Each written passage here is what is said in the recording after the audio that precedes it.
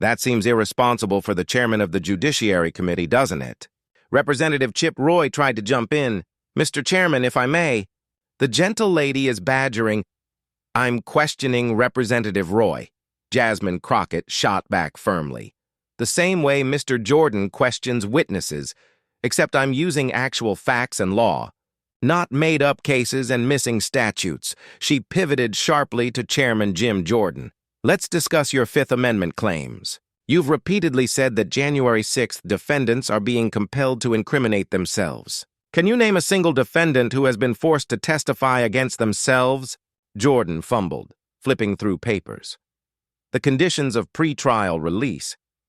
Are you referring to the standard conditions that require them not to commit new crimes? Crockett asked, incredulous. Because that's standard in every criminal case in America. United States versus Salerno specifically upheld such conditions. Are you saying Salerno was wrongly decided? That's not what I'm saying. Then what are you saying, Mr. Chairman? Because you've made specific legal claims that are demonstrably false. You've cited cases that don't exist, missed key statutes, misstated holdings, and you've done all of this while accusing the Justice Department of violating the law. How can the public trust your judgment about what's legal or illegal when you don't even know what the law says? Democrats on the committee could no longer hide their reactions. Jerry Nadler openly smiled. Ted Lieu was tweeting the exchange in real time. Even a few Republicans shifted uncomfortably as the chairman's argument collapsed. Jordan tried one more counterattack. The gentle lady may have her law degree, but I've been on this committee for 17 years. 17 years of making incorrect legal arguments, Crockett finished for him. 17 years of citing cases wrong. 17 years of misleading the American people about what the law actually says. That doesn't make you right, Mr. Chairman. It just means you've been wrong for a very long time. She reached for one final document. I have here a letter signed by 47 constitutional law professors from across the political spectrum, Republicans, Democrats, and Independents. They've reviewed your statements about January 6th prosecutions and constitutional law. Would you like me to read their conclusion? Jordan said nothing, his face tightening. They conclude, and I quote, Chairman Jordan's statements about constitutional law regarding January 6th prosecutions reflect a fundamental misunderstanding of basic legal principles and Supreme Court precedent. His claims would not pass a first-year law school exam. Gasps rippled through the hearing room. Reporters scrambled to take notes. Republican staffers darted in and out, whispering urgently. Democratic members struggled not to applaud, but Crockett wasn't finished. Mr. Chairman, there's one more issue the American people deserve to know. She paused, letting the cameras lock onto her. You've positioned yourself as an expert on constitutional law. You've made legal arguments on national television. You've accused others of violating the law. But there's something missing from your resume. Her voice sliced through the tense silence. You've never practiced law. You've never taken the bar exam. You've never represented a client. You've never argued a case in court. Is that correct? Jordan's reply was barely audible. I have a law degree from Capital University Law School. Yes, Crockett acknowledged. Graduated in 2001. But you never took the bar exam, did you? That's not required to serve in Congress. No, it isn't, Crockett agreed. But it is required to practice law, to actually understand how law works in practice, not just theory. And that's the problem, Mr. Chairman. You treat the law like a political talking point, not the foundation of our democracy. She stood, something rarely done during hearings. I've practiced law for 15 years. I've stood in courtrooms. I've argued before judges. I've had to actually know what the law says because my clients' lives depended on it. When I cited a case, if I got it wrong, people could go to prison. When I quoted a statute, if I misread it, families could be destroyed. Looking Jordan dead in the eye, she continued. But you can make up cases, misquote statutes, and mislead the American people about their constitutional rights, and there are no consequences. Until now. She sat back down and calmly pulled out her phone. Mr. Chairman, are you aware that making false statements to Congress is a federal crime under 18 U.S. Code Paragraph 1001? The color drained from Jordan's face. Now, I'm not suggesting you've committed a crime, Crockett continued, her tone measured. But you've made numerous false statements about the law in official committee proceedings. You've submitted letters with false legal citations. You've entered documents into the record that contain fabricated cases. At minimum, that's a serious ethical violation. At worst, she let the implication hang in the air. I'll be submitting a formal complaint to the House Ethics Committee, along with all documentation presented today.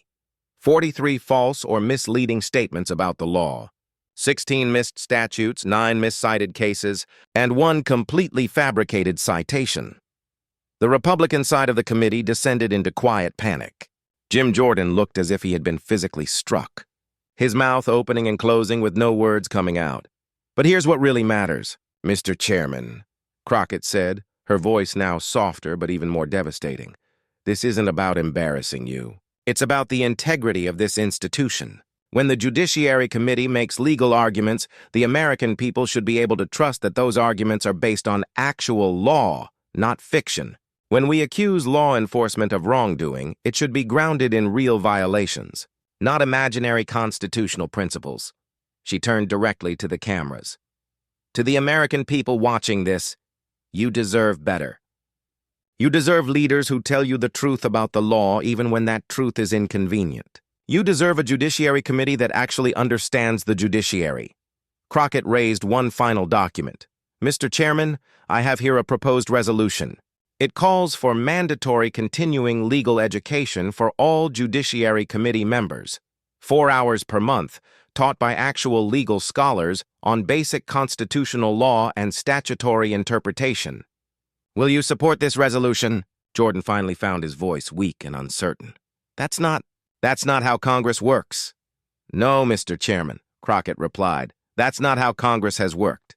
But maybe it's how it should work. Maybe members of the Judiciary Committee should actually understand the law before they pontificate about it on national television.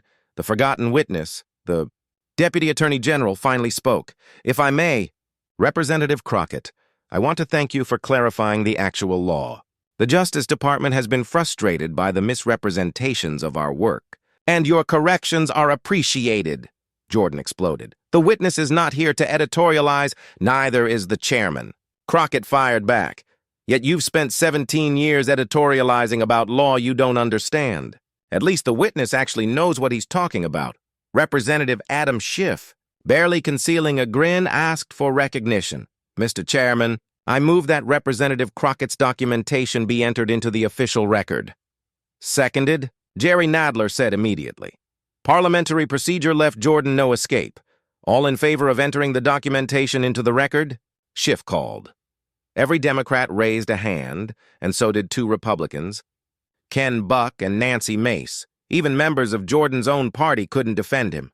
The documentation is entered into the record, Jordan muttered through gritted teeth.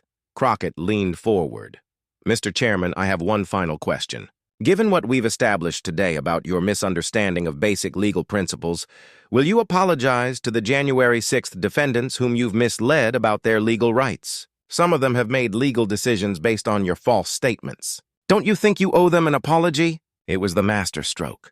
Crockett had flipped the entire narrative. Instead of Jordan defending the January 6th defendants, he now faced accusations of having harmed them with his legal incompetence. Jordan's response was barely coherent. The defendants have competent counsel. I've never given legal advice. But you have, Mr. Chairman, Crockett interrupted. Every time you go on television and tell them the law says something it doesn't, you're giving them false hope. You're misleading them about their situations. The hearing room sat in stunned silence as Crockett's words echoed. What began as a routine committee meeting had become a devastating legal reckoning and a public lesson in the difference between political theater and actual law. The hearing had been running like clockwork. Predictable questions, predictable answers, until it was Jasmine Crockett's turn to speak. Thank you. Mr. Chairman, she began, her voice calm but carrying an unmistakable edge of purpose. Adjusting her microphone, she opened a thick folder of neatly tabbed documents. Before I begin my questions for the witness, she said evenly, I need to address something that's been bothering me about this hearing. Across the dais, Chairman Jim Jordan looked up from his papers, clearly irritated at the interruption. The gentle lady from Texas has 5 minutes to question the witness, he said, trying to steer her back to the usual script. Oh, I'll get to the witness, Crockett replied with a slight smile. But first, it's important that this committee operates from a foundation of accurate legal information. Mr. Chairman, in your opening statement, you cited Brandenburg versus Ohio. Could you remind the committee what year that case was decided? A faint murmur rippled through the room. Members don't usually quiz the chair. Jordan's eyes narrowed. The gentle lady's time is for questioning the witness, not the chair, he said sharply. I'm establishing a foundation as any good lawyer would, Crockett answered smoothly. Brandenburg versus Ohio, the case you relied on to argue First Amendment protections for January 6th defendants. What year? For a beat, silence hung heavy over the room. Jordan's chief counsel leaned in, whispering urgently. Finally, Jordan replied, 1969, his voice tight with annoyance. Correct, Crockett said, nodding. And what was the actual holding? Jordan straightened slightly, confidence returning. The Supreme Court held that inflammatory speech is protected unless it is directed to inciting imminent lawless action. Close, Crockett said, lifting a page from her folder. But not quite. The court held that speech is protected unless it is directed to inciting or producing imminent lawless action and is likely to incite or produce such action. That likelihood requirement is not a minor detail. It's the difference between protected and unprotected speech. Reporters immediately began typing. Phones lit up across the gallery. The room was no longer following its usual partisan script. Jordan's jaw tightened as the quiet buzz of cameras and keyboards filled the air. The gentle lady is splitting hairs? Jordan shot back. No, Mr. Chairman, Crockett interrupted, her tone sharp but controlled. I'm citing the actual law. And it matters, because you've been using Brandenburg to argue that every January 6th defendant is shielded by the First Amendment. But Brandenburg requires both intent and likelihood. Many of those defendants meet both prongs, which is why they're being prosecuted. Without missing a beat, Crockett flipped to another document. You also cited 18 U.S.C. Par 1512 in your opening statement. You claimed it requires the physical destruction of evidence. Could you show me where in the statute it says that? Jordan leaned forward, visibly frustrated. Madam, this is not a law school exam. No, Crockett replied coolly. It's a Judiciary Committee hearing where we are discussing the law. And if we're going to accuse the Justice Department of violating it, shouldn't we at least know what it actually says? She held up a printed copy. 18 U.S.C. or 1512C states, whoever corruptly obstructs, influences, or impedes any official proceeding or attempts to do so, shall be fined or imprisoned not more than 20 years, or both. There is no requirement for physical destruction. Mr. Chairman, the statute explicitly covers obstruction of an official proceeding, precisely what happened on January 6th. The Democratic side of the dais was barely suppressing smiles.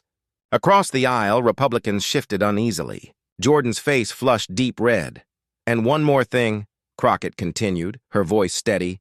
You invoked United States versus Nixon to claim that executive privilege is absolute. But that case says exactly the opposite. She raised another page and read aloud.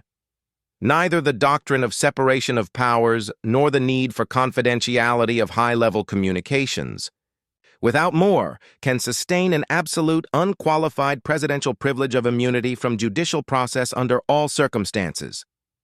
That, she said, eyes locked on Jordan, is the Supreme Court rejecting absolute executive privilege. It's the case that forced President Nixon to turn over the Watergate tapes. How could you cite it for the opposite proposition? Jordan's counsel slid papers toward him in a frantic attempt to help, but he waved them away. The gentle lady is taking quotes out of context, he protested. Am I? Crockett asked, her smile widening just slightly. She pulled out her phone. Because here's a tweet you sent last Tuesday. Quote, as the Nixon case proves, executive privilege protects presidential communications. Absolutely. That's your tweet, Mr. Chairman. That's not out of context. That's simply wrong. The hearing room erupted in low gasps. C-SPAN's cameras darted between the two lawmakers. Reporters were already live tweeting every word. Let's move on to your Fourth Amendment claims, Crockett continued, unfazed by the chaos. You allege that the FBI violated the Fourth Amendment by using geofence warrants to identify January 6th participants. Are you familiar with Carpenter vs. United States? Jordan's jaw clenched. Of course I'm aware of Carpenter. Then you know, Crockett said crisply, that Carpenter established a framework for digital privacy that requires warrants for certain types of electronic surveillance. The FBI obtained warrants, Mr. Chairman. They followed Carpenter to the letter. So how exactly is that a Fourth Amendment violation? Jordan started to respond. The warrants were overbroad. Based on what legal standard? Crockett pressed before he could finish. Which case sets the limit for geofence warrants? Because I've researched this extensively. Courts have consistently upheld properly limited geofence warrants. United States versus Chattree upheld. United States versus Rhine upheld. In research of information stored by Google, upheld with limitations.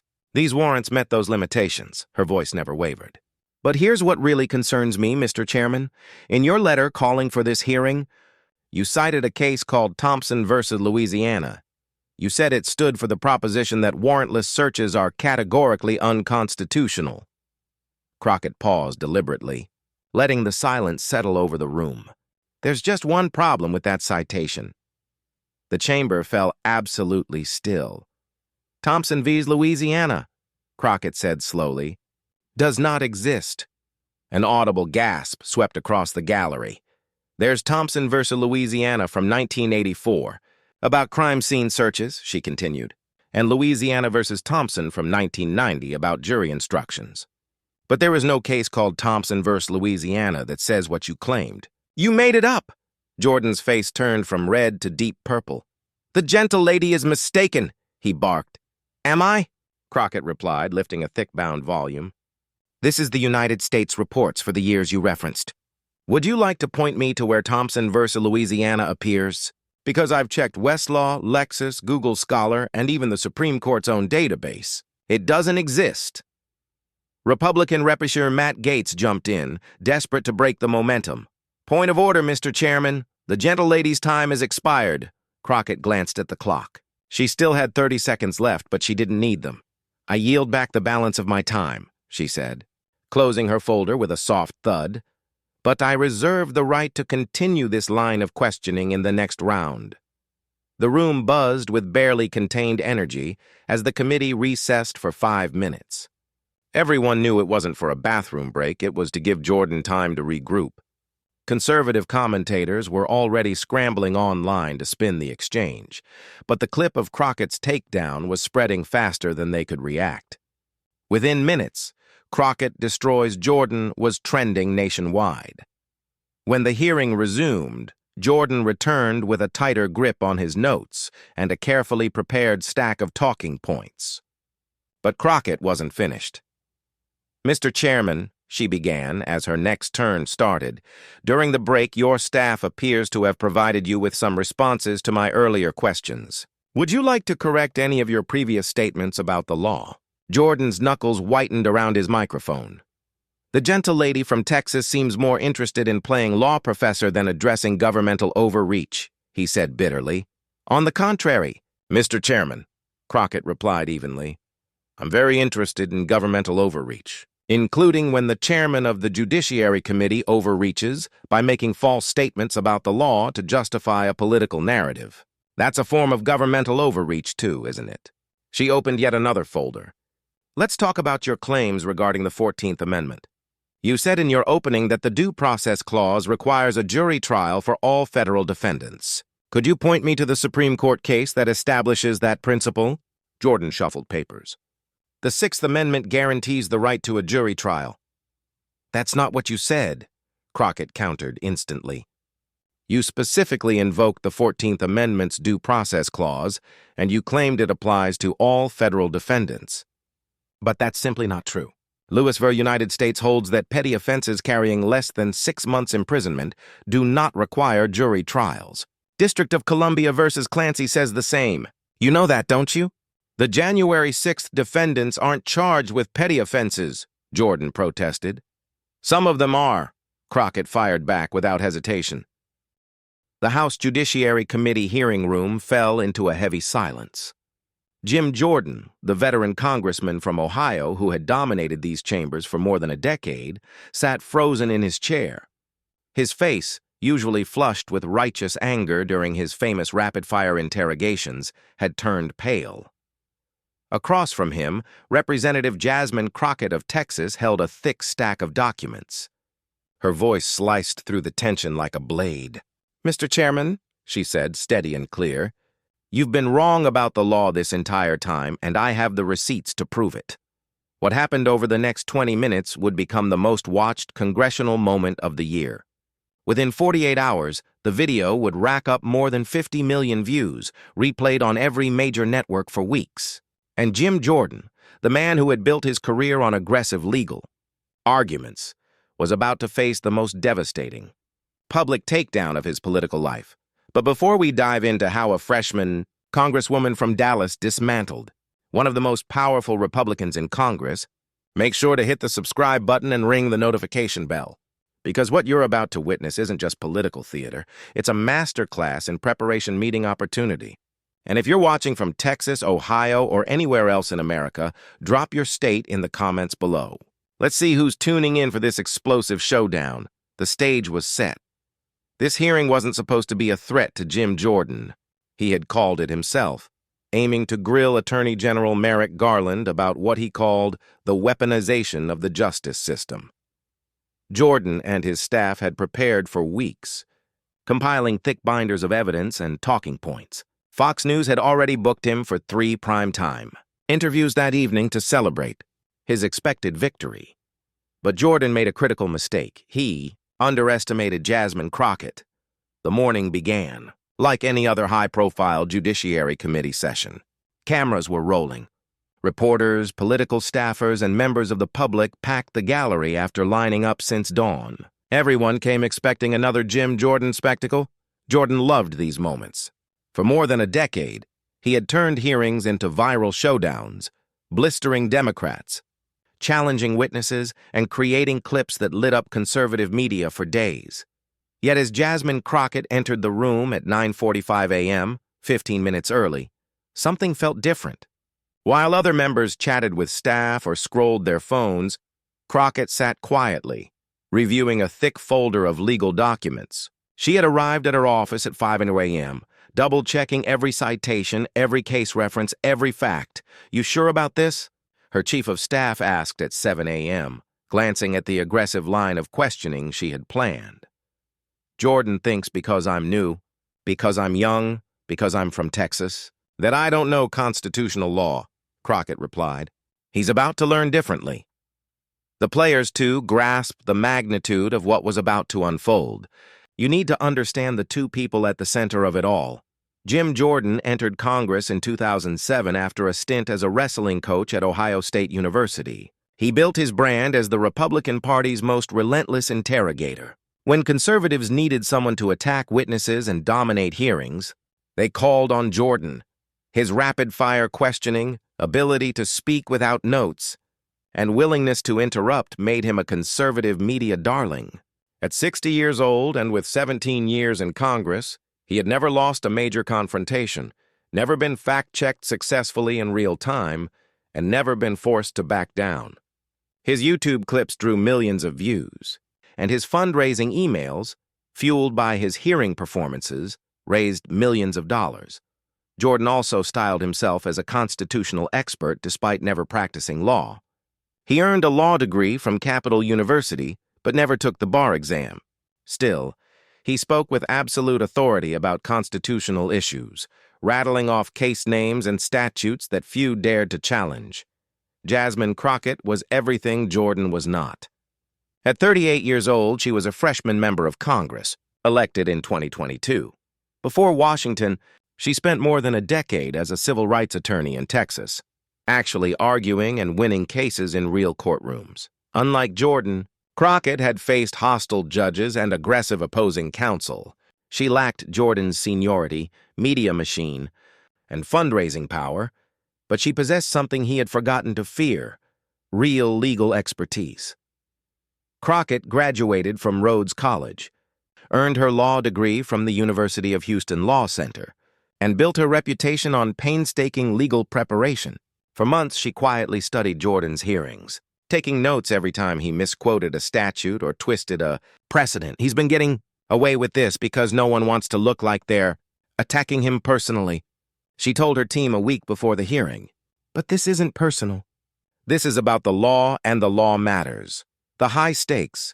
The hearing carried enormous political weight. Jordan planned to accuse the Biden Justice Department of violating constitutional principles in prosecuting January 6th defendants.